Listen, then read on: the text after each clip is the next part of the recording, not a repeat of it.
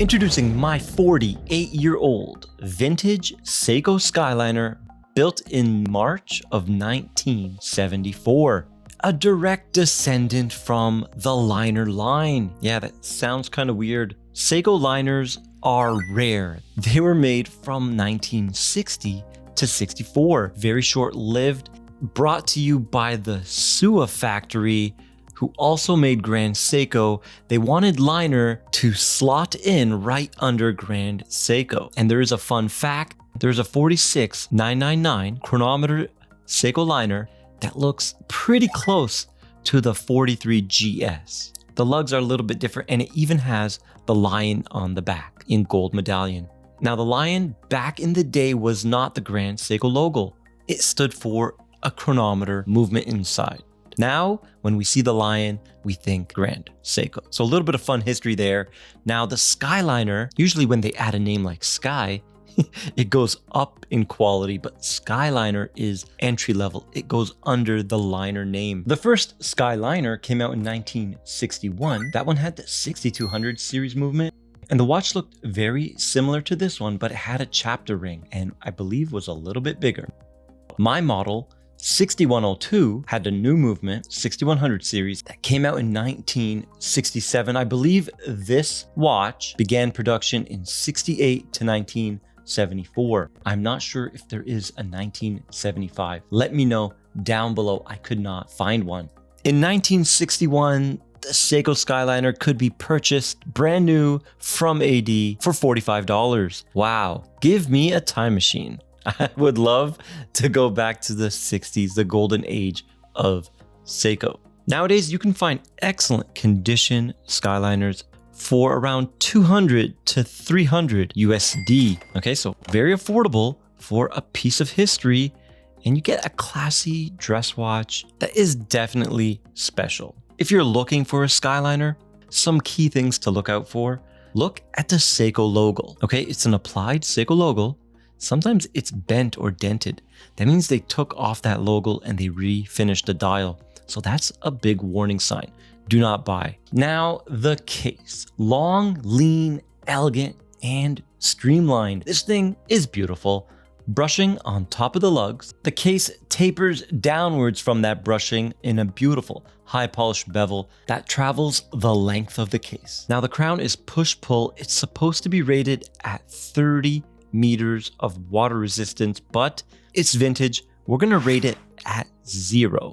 Okay, so the crystal is held in by friction on the bezel. That's it. There's no gasket on the crystal, but there's a crown gasket and a case back gasket. The case back snaps on and off. It is not screwed down. You should be really afraid of water when you own a vintage timepiece. Now let's check out those dimensions that I got. 36.7 in diameter. Ultra thin 10.2 millimeters, no drilled lugs, and a lug to lug of 41.9. All right, so a little bit short there, even though it looks long and lean. It's just because it's so thin. For the lug width, 18, tapering down to 16. This one, I have it on Horween. It looks like crocodile, but it comes on a bracelet, which I have right here, the original bracelet. Very flimsy, and I don't know.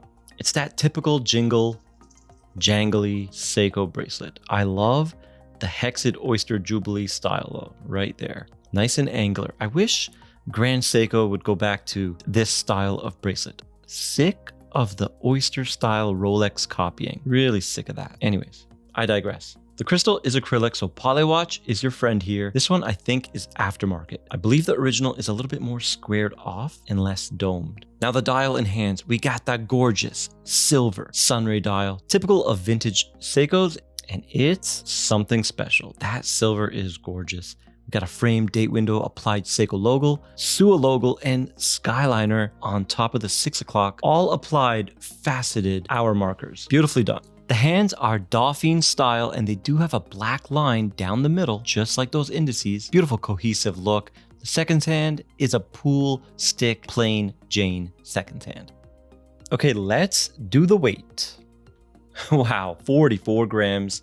This thing is light as air. Let's check her out on the time graph. Caliber 6102, 21 joules. No hacking, but it is a hand wound movement, non-automatic, and it does beat at 21.6 VPH. It is a low beat.